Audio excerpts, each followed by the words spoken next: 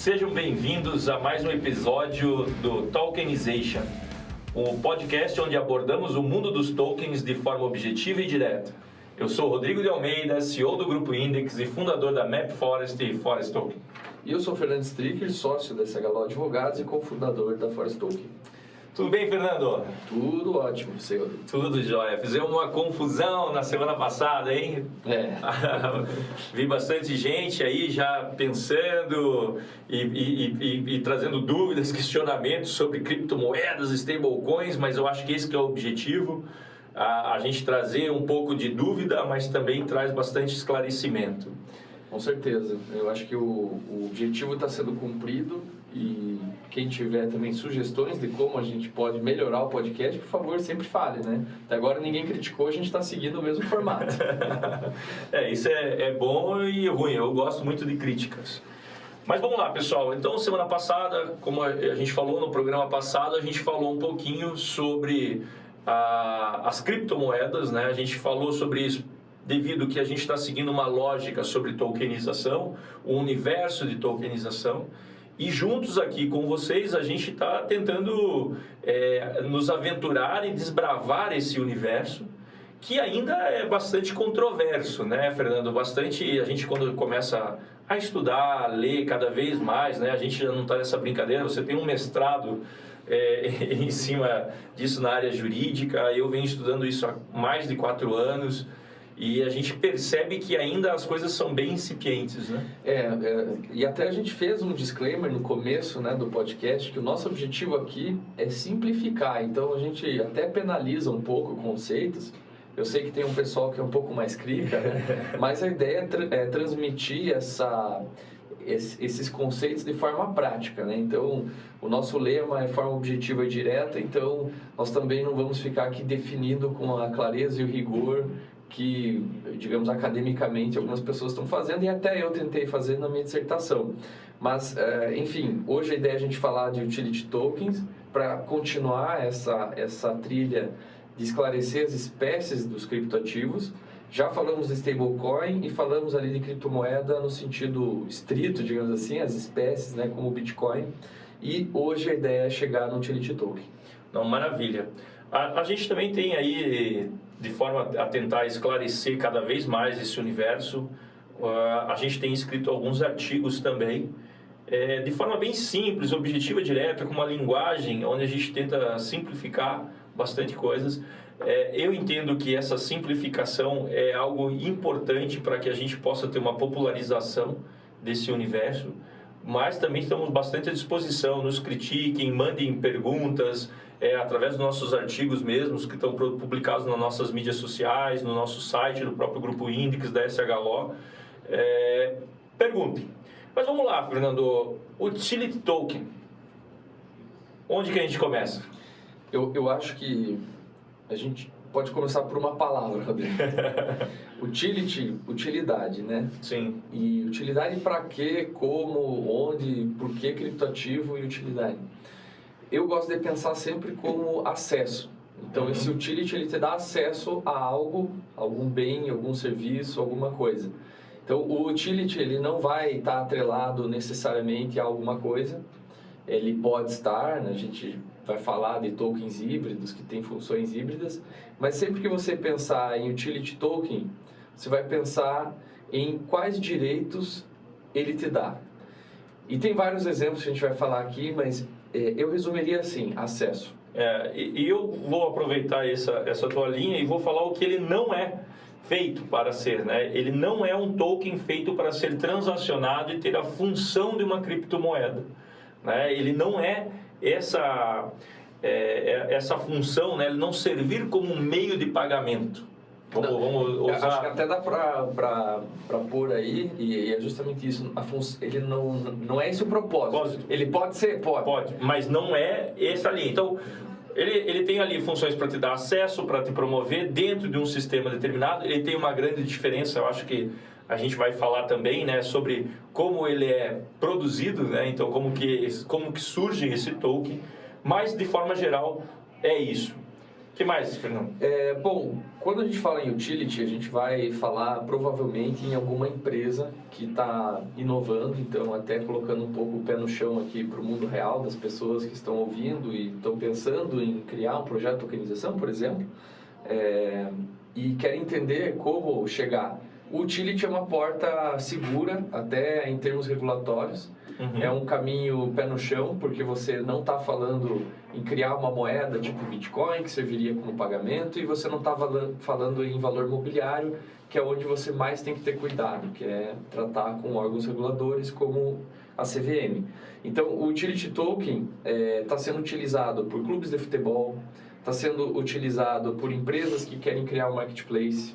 Então, eu crio lá um marketplace agora, um que está famosinho aí, a Ribus, que criou o token Ribus, para utilizar um utility token dentro da plataforma como meio de pagamento entre prestadores de serviço imobiliário. Então, eu pagar um corretor de imóveis, uma comissão, eu pagar um advogado lá dentro, eu pagar uma avaliação do imóvel, enfim, uma consultoria. Eles pediram uma consulta para a CVM para verificar, olha, esse token aqui para vocês é valor imobiliário ou não? E a CVM falou não é valor imobiliário, essas feições que vocês trouxeram, esses direitos de acesso a tais funcionalidades são atinentes a um utility token, próprios do utility token.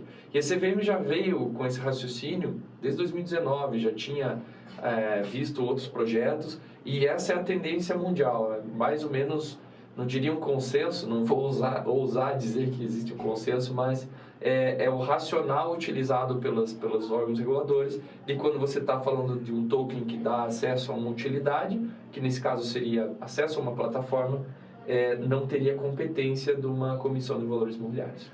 Eu acho que, seguindo essa linha de exemplos também, eu acho que o mais conhecido de todos esses utilities, vamos pensar de uma forma global e talvez o mais valorizado de todos eles é o próprio Ether da Ethereum, certo? Isso, certo.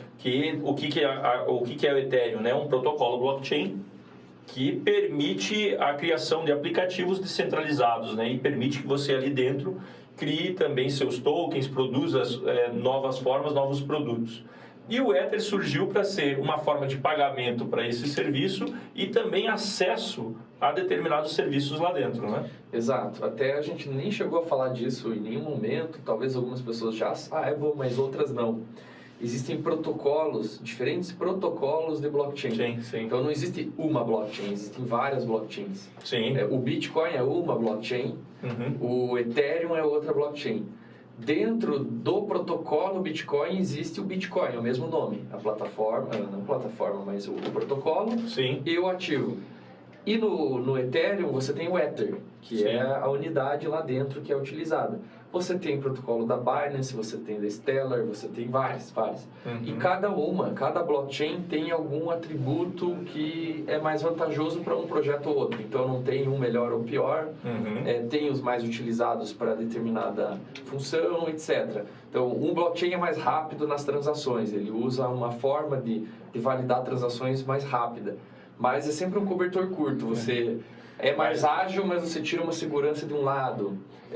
Eu não sou técnico nisso, né? Não sou programador, mas em resumo é isso. Você tem protocolos diferentes e o Ether que você deu exemplo é o utility token que dá acesso ao Ethereum.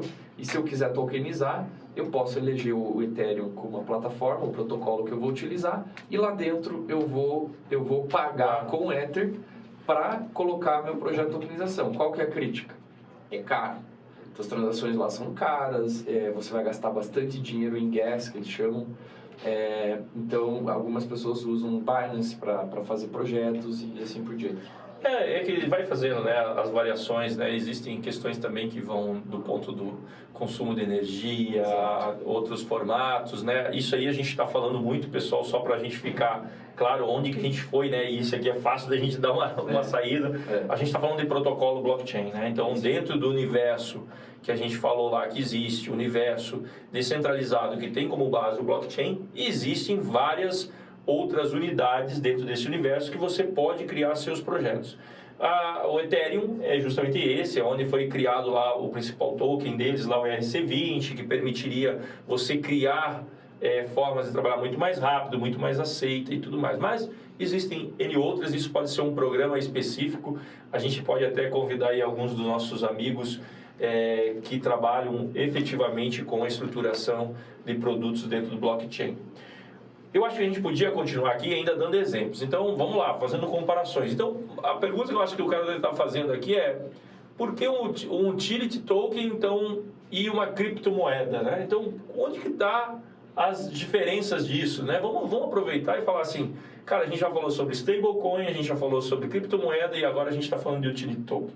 Então, vamos tentar pontuar alguns pontos. Eu vou fazendo aqui, vai me ajudando. Vamos lá, primeiro ponto, função. Né? Uma criptomoeda nasce como uma função de pagamento e troca, né? Então, vamos pensar dentro disso. O stablecoin pode ter a função de pagamento e troca dentro desse contexto geral, mas ele nasce para você conseguir vender ou comercializar um determinado ativo que pode também ter seu lastro real, uma das funções. Tem outras, tá? Mas pensando, utility token, para você ter acesso a um serviço, a uma facilidade, um direito, né? Aqui fica muito claro, eu gosto muito do exemplo dos fan tokens aí, de que os clubes de futebol estão vendendo. Né? O que ele te dá direito? Te dá direito, se você comprar esse token, te dá direito a você participar do lançamento, comprar a camisa, lançamento X, você ser os 100 primeiros, os 200 primeiros. Aí o céu é o limite, né? N coisa. Você pode votar, né? Por exemplo, tem alguns clubes que estão falando, se você comprar esse token, você também tem o direito a uma votação. O token Mengão foi um token que foi criado e ele deu direito a voto para o torcedor. Então, o sócio-torcedor seria o interessado em comprar esse token e ele poderia votar a frase que ia ficar no vestiário. Sim. Então, teve lá uma votação e o cômputo da votação foi em blockchain por meio dos tokens. Quanto mais tokens eu tenho, mais eu influencio na votação. Por exemplo, não sei se exatamente o Mengão era assim, mas eu imagino que sim, porque daí, quanto mais token você tem, mais você influencia. Sim. Então, aí que entra, e eu espero que o ouvinte já esteja nesse nível de compreensão. Os criptoativos vieram para ficar? Sim. Você está vendo que você está usando um sistema novo de votar e não necessariamente esse criptoativo está sendo para meio de pagamento e não necessariamente ele é valor imobiliário. Eu já dei o exemplo aqui de uma igreja, né, que você cria o token e dá direito lá para os fiéis. Você pode criar um token. Sim. Eu nem dei muito essa ideia. Mas o ponto que eu quero chegar eu posso ter um token que não é empresarial. Sim. Eu posso ter um token numa sala de aula, eu posso ter um token, enfim, para um projeto social. Eu não preciso envolver a tokenização com negócios. Sim. Essa questão assim que eu entendo, né? E assim, quando a gente olha, então, os tokens que a gente já explicou, depois a gente vai entrar em outros formatos, porque são N possibilidades que a gente pode ter aqui, mas o que eu vejo do utility é isso. Ele nasce. Quer dizer que não vai ganhar valor, por exemplo, quer dizer que não pode ser comercializado, quer dizer que não pode ser utilizado como pagamento, como uma valorização? Não, pode inclusive valorizar, né? Ele pode servir sim para, de repente, eu pensar, vou segurar isso aqui, vai ter um valor maior lá no futuro que eu vou vender isso. Mas não é o objetivo, né? Eu vou até te cortar aí, Rodrigo, porque é aí que as pessoas talvez se percam. Sim. Talvez, eu gosto de dar o exemplo do carro por causa disso. Então, vamos lá, você comprou um Land Rover lá antigo e valorizou. Até estava vendo uma matéria que se você tivesse investido em Land Rover, teria ganhado muito dinheiro. Mas é o antigo, né? É o antigo, o Discovery, né? É o antigão, mas bem o antigão ainda. Nem sei o modelo. Mas, enfim. É o Defender. Defender. Defender é antigo. Então, vamos lá, valorizou o carro, mas isso é um valor imobiliário? Não é um carro, é um automóvel. Então, a mesma coisa com o token. Apesar dele ser algo etéreo, né, um bem intangível, ele pode valorizar. Sim. E não necessariamente isso é um valor imobiliário. Ele significa que está aumentando a demanda e no mercado secundário, lá, se você quiser vender para alguém, alguém vai estar disposto a pagar mais. E não necessariamente também eu usar esse token como pagamento, como eu dar uma Defender no pagamento, numa entrada de um apartamento. Eu também posso usar um token, mas não necessariamente ele é um meio de pagamento. E o valor que você... E outra coisa que eu acho que é interessante é Por exemplo, eu posso te dar um carro pelo valor da tabela FIP dele, ou até mais numa negociação, mas você também está me vendendo o apartamento com preço maior. Eu costumo brincar que é aquela ideia, né? Porra, eu tenho um cachorro, eu vendi meu cachorro por $1 milhão. O cara fala, caraca, porra, tu vendeu por $1 milhão? E como é que foi isso? Porra, o cara me pagou com 2 gatos de 500 mil, né? Sim. Então, tipo, é claro, a relação e o negócio ali, é isso que diferencia muito uma criptomoeda, uma stablecoin, porque o lastro disso é um lastro muito mais. Por exemplo, vamos pensar um token do Flamengo. Porra, primeira coisa que você está pensando, o que você tá, é um acesso a um serviço. Para quem que aquilo vale? Por exemplo, eu não cobraria. Sim. Né? Mas quem é um torcedor fanático, comprar o direito de acessar. Eu vejo que o token ele vem com uma função aqui muito mais de organização, de facilitação, né? De facilitar as coisas. As transações, simplificar e dar mais segurança do que qualquer coisa. Exato. Uma gestão mais organizada. Né? Dentro disso, eu vou organizar aqui meus sócios. Então tem meus sócios torcedores, por exemplo, o clube pode lançar algo falando assim, agora sócio torcedor ganha um token. E alguém pode perguntar assim, tá, mas precisa blockchain nisso?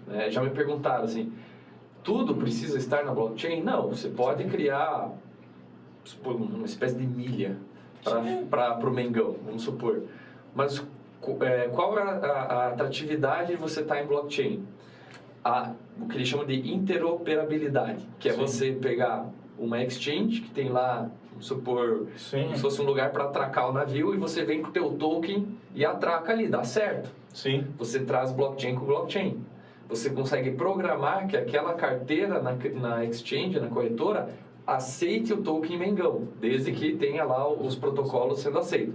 Eu posso, por exemplo, criar uma estrutura empresarial interna que esteja utilizando o Ethereum, por exemplo, que tenha um token interno e não aceite nenhum token de fora. Sim. Mas eu posso autorizar que receba, desde que o protocolo aceite. Pense em protocolo como se fosse um idioma. Sim. Então, se é um idioma e você tem as palavras ali, que seriam os tokens, e você consegue compreender, ótimo.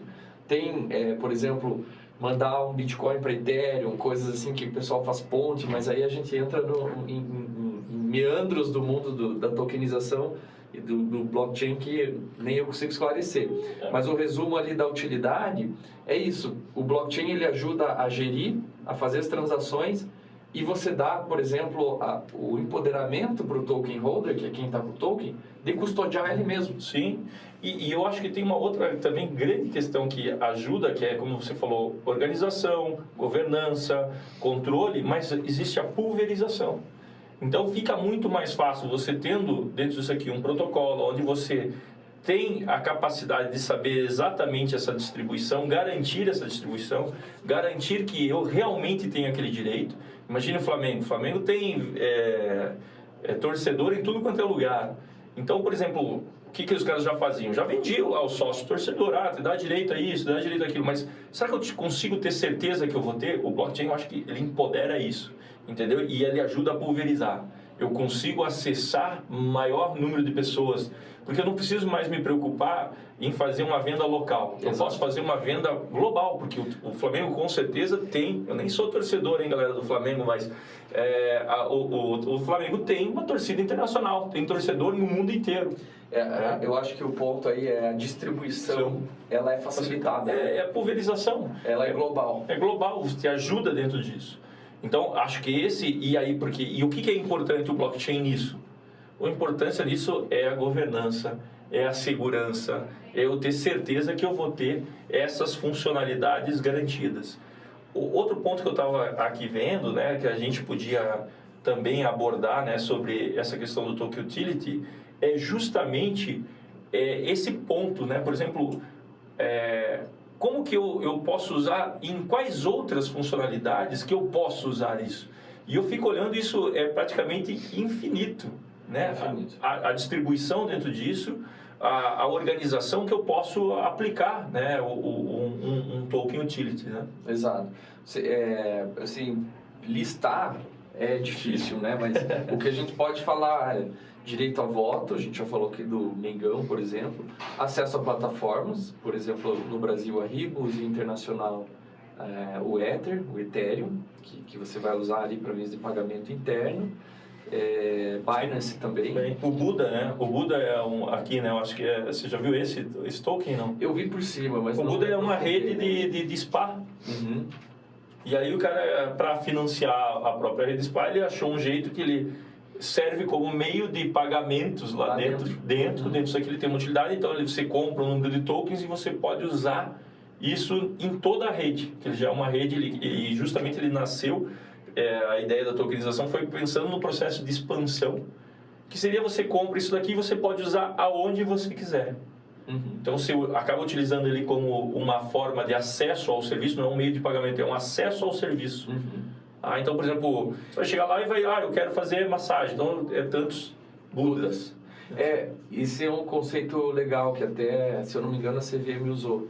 Voucher. Voucher. É como se fosse um voucher, então em algum momento se você quiser sacar em real, Bitcoin, aí essa liquidação, essa transformação em algum outro ativo, ou o exchange faz ou a própria empresa que emitiu faz. Então pode ser que a empresa, vamos supor uma criação aqui, criei um token utilitário dentro da empresa, eu uso ele internamente, não autorizo nenhuma exchange, as pessoas têm que se cadastrar na minha plataforma, entrar ali e transacionar, elas vão ter essa liberdade, mas no momento de sair eu só pago em real, pode ser uma opção. Não, eu pago em real e Bitcoin, eu tenho que ter custódia de Bitcoin. Então tudo isso são cuidados que no momento de tokenização você tem que ter e você tem que estar embasado com técnicos aí para ver o que é melhor para a tua situação. Não tem como ficar copiando dos outros, porque cada mercado, né, e cada cliente vai ter um interesse. O que eu vejo justamente quando a gente pensa em token utilities, a gente está pensando muito mais em organização, a gente está pensando em facilidade de acesso, facilitar acesso aos serviços que eu tenho. Você consegue pensar em trazer essa pulverização. E até um aspecto interessante, as NFTs, elas são lá os tokens não fungíveis. Basicamente o conceito esse token representa uma obra de arte lá, que é o mais básico. Esse token representa uma assinatura do Cristiano Ronaldo. Ou vários tokens representam a partezinha. Você pode fracionar ou ter um. Depende do que você quiser fazer. Eu quero fracionar uma obra de arte, então 100 mil tokens representa a Mona Lisa. NFT, basicamente esse é o conceito, ele está linkado a isso. Mas ele também pode ser usado como um utilitário. Sim. Se eu não me engano, eu não lembro que cantor que fez no Rio de Janeiro, um dos últimos shows dele da turnê, e ele fez o ingresso. Quem comprasse o ingresso ganhava NFT, e basicamente era um colecionável, que daí é um token que você guarda na tua carteira, você vai poder vender depois, porque ele pode ter um preço, justamente porque ele era linkado ao ingresso do último show daquele cantor. Isso é muito parecido se você fizesse, por exemplo, no mundo real, se o cara tivesse feito um ingresso com um brinde, não, ou tivesse feito mesmo o ingresso com o desenho de um artista famoso, tá ligado? E você fala, olha, isso aqui é legal, vou enquadrar, né? Vou colecionar, daí se esse cara lançar isso.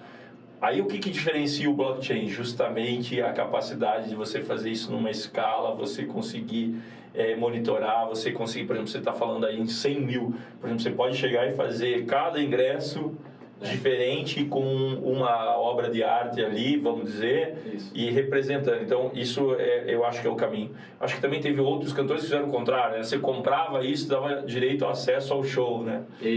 Então, são linhas que acabam sendo muito estratégias de marketing, né? Que você pode também estar utilizando. Com certeza. E, de novo, vem como uma forma de organização. Como eu costumo dizer, são criados para servir uma função específica.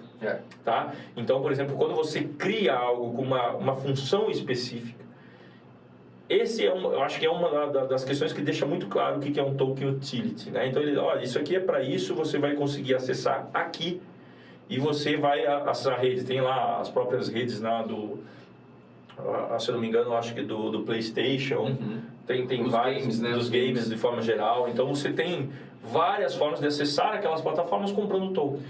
Até para falar um pouco mais nunca é muito estanque. Então alguém pode vir, não, mas esse aí é NFT, não é utility, e vice-versa, aquela conversa toda. Mas tem muita característica híbrida, porque basicamente você vai lá e programa como você quiser. Exato. A categoria ela vem depois. Eu acho que ele pode nascer e você pode dar funcionalidades depois extras, né? Porque isso é permitido, né? Você fazer ali uma função, né? Por exemplo, se você parar para pensar, de repente, por que fazer um token para acessar uma plataforma de game? Porque você pode viver num país que você tenha, o dinheiro tem uma flutuação muito grande e você já aproveita e compra tudo de uma vez porque a inflação está alta. Vamos pegar nossos irmãos aí que tem uma inflação na Argentina de 100% ao ano. Sim. Então, de repente, você pode chegar e falar, não, eu vou comprar todos esses meus tokens para garantir que eu vou jogar isso daqui, que eu não vou ter uma flutuação. Você veja, qual é a função do token? Se proteger da inflação, que é muito parecido com a ideia lá, por exemplo, quando você fala de um stablecoin, mas não é essa a função dele. A função dele, mas você pode utilizar isso, né? Isso é uma escolha que você fez. E se de repente os irmãos perceberem, cara, que isso tem uma grande demanda, vamos dizer que existisse uma grande demanda por um determinado jogo, por uma determinada questão, você veja que isso pode começar a se transformar numa moeda que troca. Vou dar uma ideia aqui, e o ouvinte que criar aí, por favor, pague royalties para nós. Mas, ó, Skank vai fazer o último show deles aqui em Curitiba, vai ter o show e tal. Então é um show muito quisto, né? Muita gente quer comprar e tudo mais. Uma ideia para um produtor fazer, ele cria um NFT, igual esses outros artistas estão fazendo, mas pode ter lá um direito atrelado, uma hipótese. Caso, porque tem muita banda que acaba e depois volta, né? E aí aquela coisa, 10 anos depois, sei lá, um show de final de ano, pode ter o NFT atrelado a esse ingresso, e se a banda por um acaso voltar no futuro ou fizer algum show, quem tem o NFT pode ir no show. Imagina o valor desse NFT, porque não é só um colecionável, não, ele tem uma utilidade ali, uma latência, né? Que ela pode, uma potência de ser utilizada e pode valer. Então, o mercado secundário pode ter um interesse em comprar, alguém fala, não, eu tenho... E eu limitaria o seguinte, cara, se a casa tem 10 mil, tem 10 mil lugares, os primeiros 1000 vão ser lançados dentro daqui, o primeiro milhar vai ser lançado como um formato de um utility token, que vai ser, ele acaba sendo um NFT porque ele serve para aquele fim específico, porém ele está te dizendo, cara, se voltarem, você tem esse baita direito. Aí que eu acho que a tokenização aqui só foi uma brincadeira para a gente deixar bem claro que dá para ser híbrido, dá para ter sentido em você tokenizar algo assim, e vai ter valor, vai ter gente que vai querer comprar porque aquilo vai dar acesso a um direito. E talvez alguém se pergunte aí, né, como eu vejo esses direitos ou onde eu coloco esses direitos? Basicamente, o white paper. O white paper é um documento que a gente nem comentou aqui ainda para não entrar em técnica, mas é uma apresentação da empresa, do token, mais tecnicamente do token. Eu posso ter vários white papers da minha empresa com vários tokens que eu crio. Então, eu teria lá um white paper que é um prospecto, basicamente, para usar um termo das finanças, aí, do mercado de capitais, e ali vão estar expostos os direitos, e na programação, lá no código, vão ter os direitos. Então, aí depois, não cumpriram lá com o meu ingresso no show, você vai poder executar judicialmente um contrato mesmo. Não, maravilha. Bom, pessoal, Marcão aqui já dando um momento para nós encerrarmos. A gente gosta de falar, né, Fernando? Juntou aqui. O assunto sempre vai longe. Sempre se vai longe. Mas, pessoal, de forma geral, eu acho que a gente espera ter esclarecido um pouquinho mais sobre essa categoria de token, né, o utility token. A gente já falou, então, aqui no programa sobre criptomoeda, stablecoin. Falamos sobre os utility tokens. Vamos falar mais algumas categorias aí no futuro, eu não sei ainda qual, vamos ter que definir essa semana aí. Security Token pode ser uma ótima. Vamos bater esse papo. E depois a gente pode falar especificamente de NFT. Eu acho que seria ótimo. Eu acho que tem mais coisas, depois a gente pode ir também abrindo. Por exemplo, eu estava aqui fazendo algumas coisas, vem passando, né? Por exemplo, ICO, STO. Com certeza. As ofertas, né? Como que a gente pode ofertar isso? Então, como é que eu ponho isso? Como é que isso funciona? Como que eu pego o dinheiro? Né? Como que vem? Mas eu acho que isso ainda a gente está muito prematuro para falar. Calma, vamos falar com o pessoal, vamos explicar alguns conceitos ainda, que tem muitos. A gente não quer de forma nenhuma pensar em esgotar, porque até por sinal, cada dia tem notícia nova, uma série de questões, tanto é que a gente, né, definiu que esse programa ia ser semanal, né? A gente, primeira vez a gente pensou, agora vamos fazer um por mês, aí não, um a cada 15 dias, um por semana, e a gente já está vendo que é pouco ainda para o tanto que a gente tem que falar. Legal. Mas, pessoal, agradeço a audiência, peço que nos siga nas redes sociais, compartilhe o podcast com os amigos e nos mande suas dúvidas para que possamos responder aqui. Temos vários artigos aí nas redes sociais, a gente produziu bastante coisa aí legal. Fica a dica aí para dar uma lida. Valeu, galera! Até a próxima.